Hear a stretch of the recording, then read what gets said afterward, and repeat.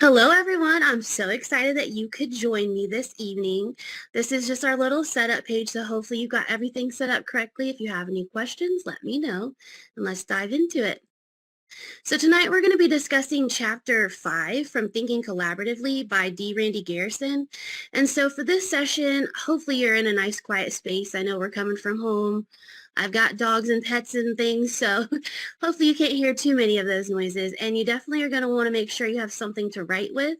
And for those that are going to be watching the recording later, I would love for you to pause, reflect, and write everything in your missed class summary. So if you could, raise your hand if you can hear me, if I'm nice and clear. All right, keep your hand up if you see the red record at the top of the screen. And then go ahead and keep your hand up if you see the quality check and the word quality check at the bottom of the screen. Awesome, you can put your hands down.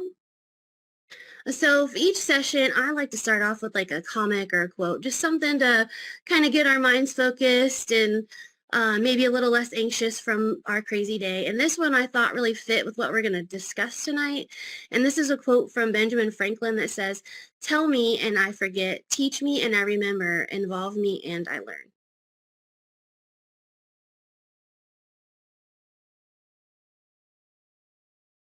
So we're going to start off with an icebreaker activity. And what I want you to do is use the text annotation tool at the left of your screen.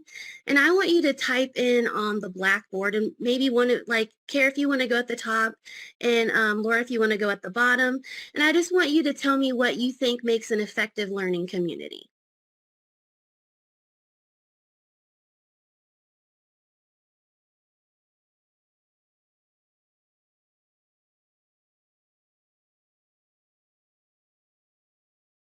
You guys look like you're focusing so hard. I love it.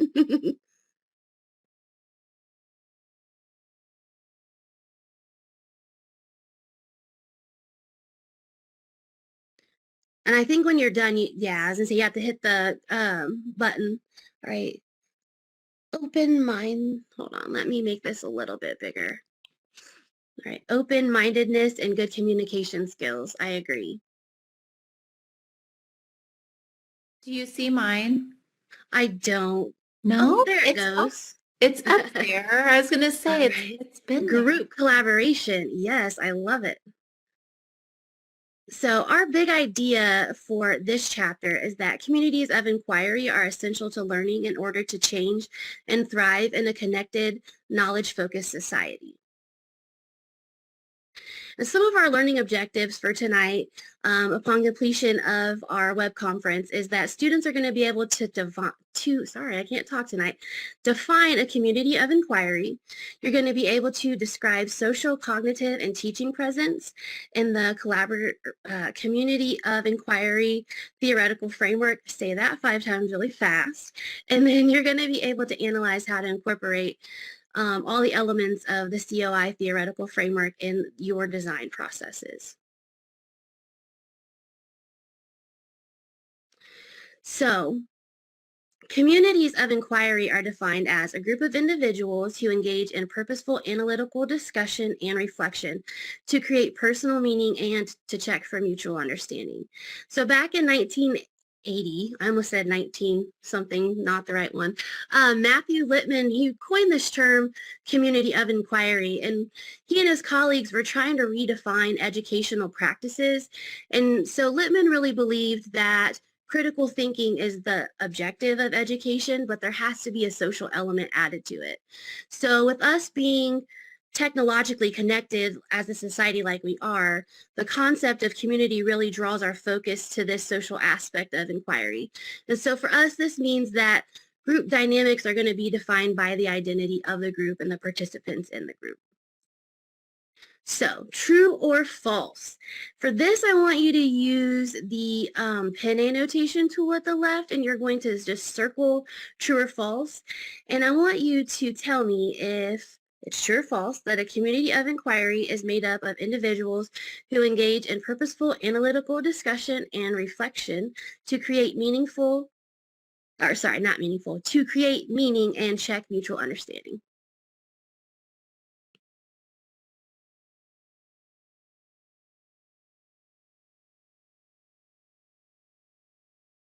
All right. And yes, that is true. I see. Oh, there's the other one. Thank you. So how this is going to work for our community of inquiry is we have a framework, and it's going to help us explore and understand the ideas of thinking and learning collaboratively and how it affects learning. And there are three elements that go with this framework, and they are social presence, cognitive presence, and teaching presence. So first we're going to discuss social presence. And social presence is really important because it focuses on the purpose of the student's inquiry, and it ensures open communication within the groups. Socially, students need to identify with their group members and their community and really need to know their common goals and the focus of why they're there and why they're doing what they're doing. So this is really going to help them engage in discussion and really help to develop some of those interpersonal skills as they work together over a long period of time. Now, it is important to kind of note that sometimes interpersonal relationships can hinder the process, just because once you get connected with people, sometimes it can be hard to express your ideas and be afraid that maybe they might not quite understand. So as educators, it's really important for us to help establish like cohesion in the groups and to help really keep that environment open for students. Now, next we have the cognitive presence, and it is a way that learners are able to construct and confirm meaning through critical thinking and constant reflection.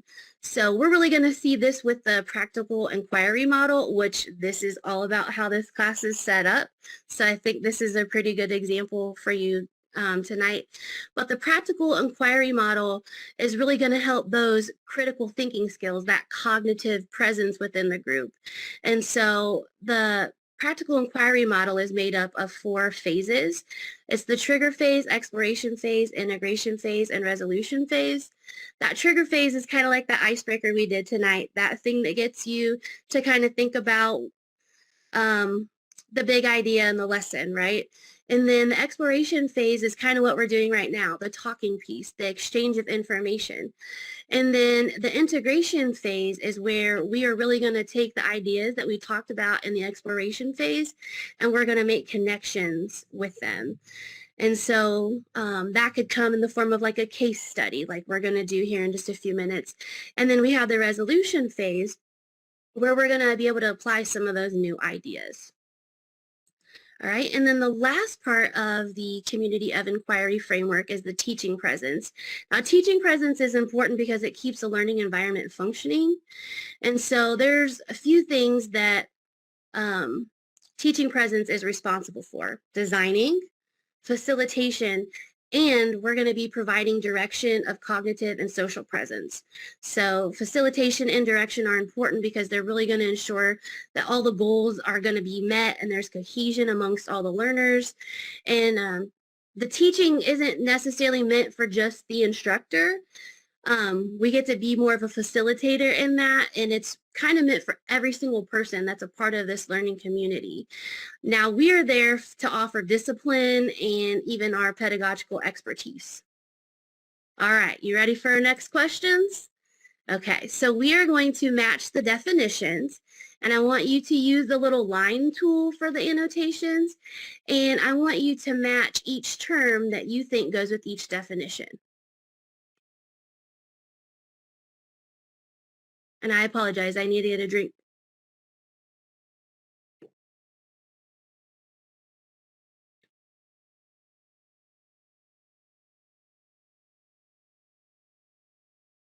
Oh, okay. Yep. Perfect. All right. As I would tell my preschoolers, kiss your brain. You did awesome. All right. And then my next question for you is a true or false question. And I want you to use the arrow tool. So that one should be at the very top to the left of the annotations. And is it true or false that the the PI model is presented in the social presence phase of the COI framework? So that's practical inquiry model in our community of inquiry. False. Perfect.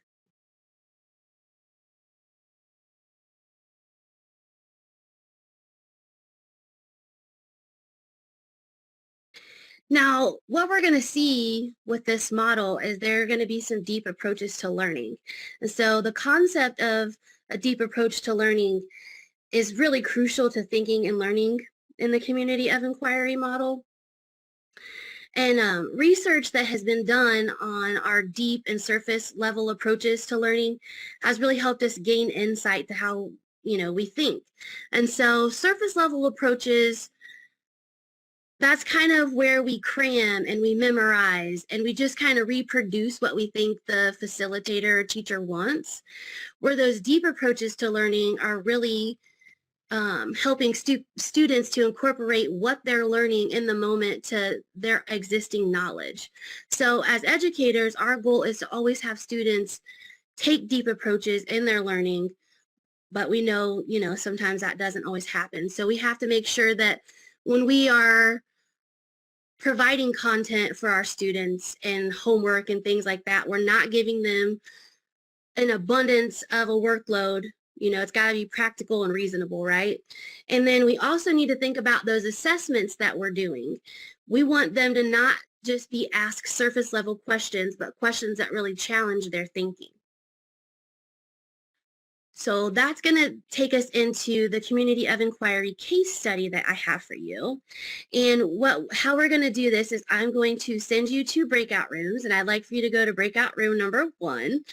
And the scenario that I'm giving you is 2 colleagues discussing this framework that we've been talking about in class. Okay, so I'm going to go ahead and send this link to you in the chat. Give me 1 second here. All right, and then I would like for you to give me like a thumbs up or something when you see it in the chat so I know you got it.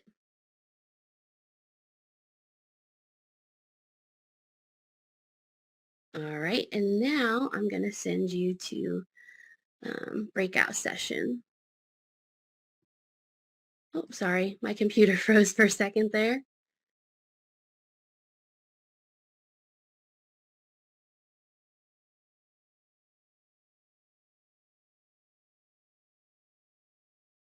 Did it let you go? You'll go into breakout session 1.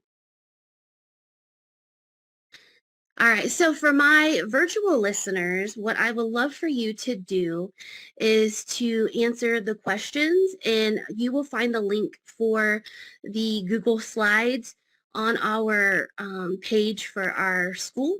And so you can go ahead and I put a slide in there for you to answer your question, to answer the questions for this. I am so sorry.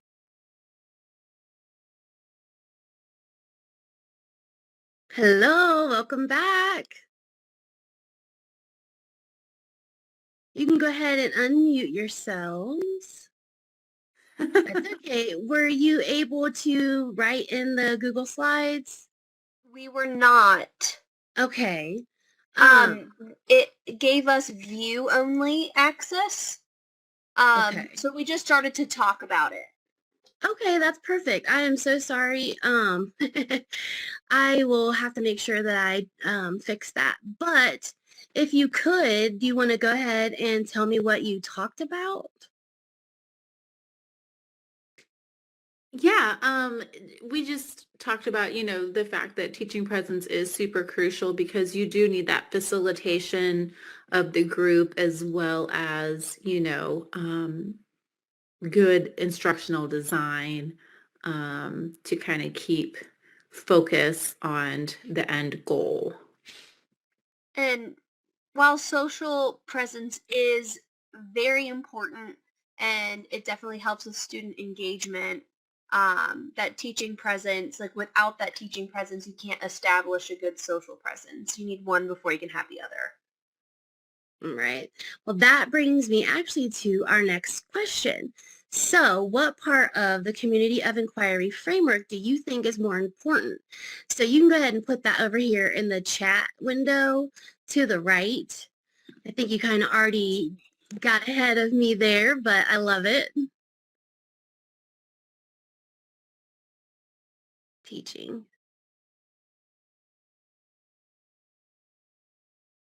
I'm a little on the fence because I feel like if they have really good like social skills, it can really like build up.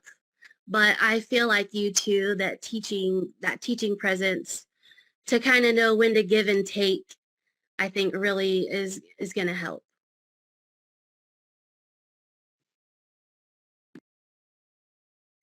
All right, so in conclusion, the community of inquiry framework provides us with the opportunity to enhance the way that we design courses. Although this framework usually revolves a lot around our digital-minded society, it can be used not only in instructing courses online, but we can use them within our classrooms. You know, even if it's K through 12, I think it has the potential to really innovate the way that we do things. And so no matter what educational context we use it in, the community of inquiry framework is going to be able to provide that collaboration. It's going to enhance critical thinking skills, and it's really going to prepare students for that unpredictable society. So next, I have a few polling questions for you. This first one here, you're going to use, I'm going to send it up to you. Okay. Here we go. All right. So I want you to tell me which of these statements about social presence is true. And give me a thumbs up just to let me know that it went over to you. Awesome. Thank you, Laura.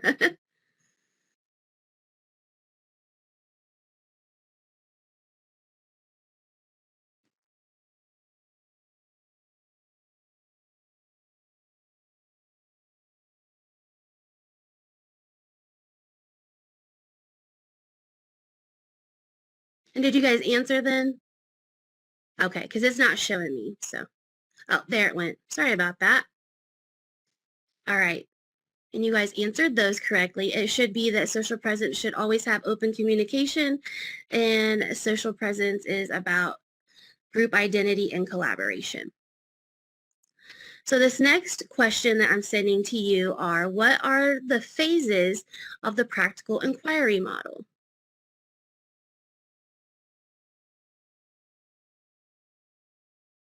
All right, is it trigger, exploration, integration, and resolution phase? Or is it social, cognitive, and teaching phase?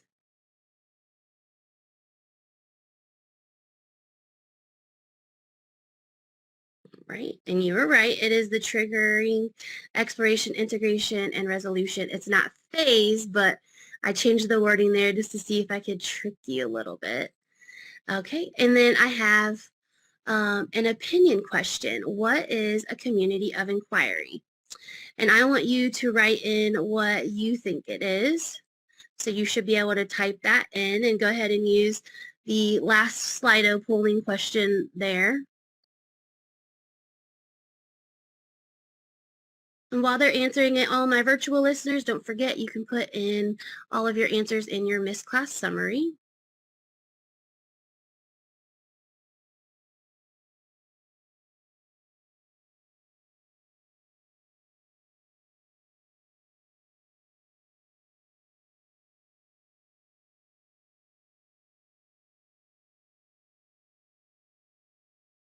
And then go ahead and give me a thumbs up if you were able to finish.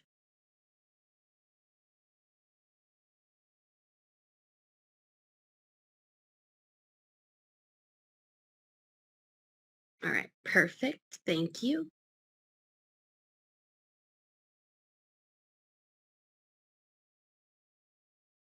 I love it. Thank you guys for your answers for those.